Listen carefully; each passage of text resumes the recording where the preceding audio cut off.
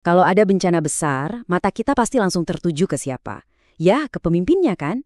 Kita pengen lihat dia di lapangan, ngasih komando, menenangin warga. Tapi gimana jadinya kalau di saat warganya lagi butuh-butuhnya, sang pemimpin malah nggak ada? Nah, ini dia ceritanya. Kisah tentang banjir dahsyat di Aceh dan satu keputusan pribadi yang akhirnya memicu krisis kepercayaan. Coba bayangin angka ini, 46.893. Ini bukan cuma statistik loh, ini jumlah orang hampir 47.000 jiwa di Aceh yang hidupnya jungkir balik di akhir November 2025 gara-gara banjir bandang. Hujan yang luar biasa deras waktu itu sukses melumpuhkan belasan kabupaten, maksa ribuan orang buat ngungsi dari rumah mereka sendiri. Oke, sekarang kita kerucutkan fokus kita ya ke salah satu daerah yang dampaknya paling parah, Kabupaten Aceh Selatan. Di sini, kehancurannya itu masif banget. Bayangin aja, 11 kecamatan kelelep, jembatan-jembatan penting hanyut, jalanan putus total. Bisa dibilang, denyut kehidupan di sana itu berhenti seketika. Nah, ngelihat skala bencana yang segitu gedenya, pemerintah daerah di sana ngambil langkah yang, ya bisa dibilang nggak biasa.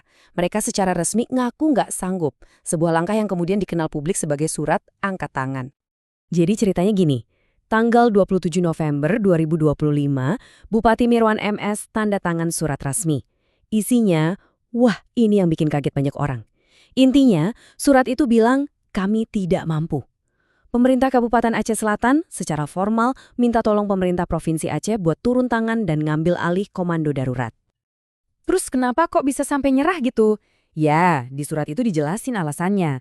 Anggarannya mepet, logistik dan peralatannya kurang banget, bahkan sumber daya manusianya juga terbatas buat ngadepin bencana sebesar ini.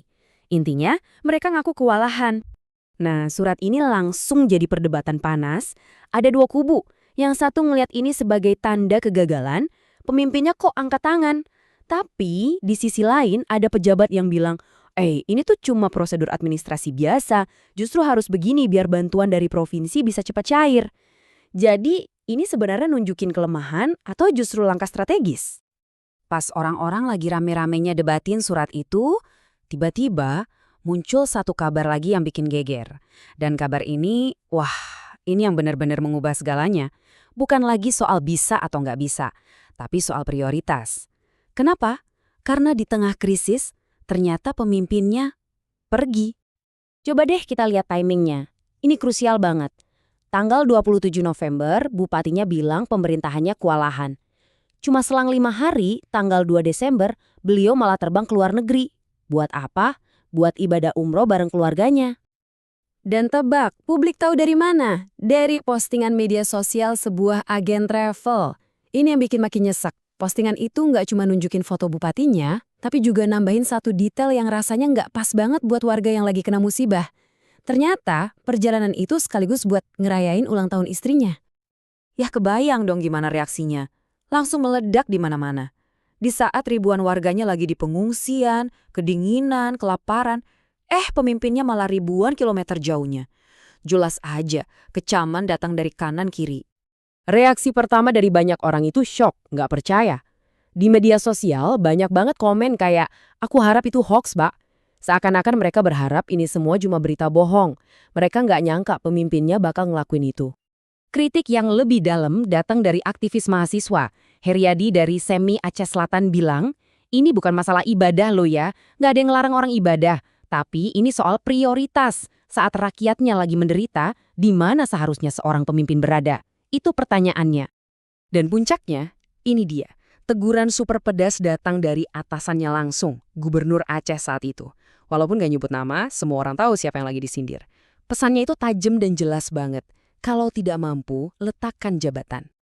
Oke, setelah dihujat habis-habisan dari berbagai pihak, akhirnya sang bupati buka suara, langsung dari luar negeri.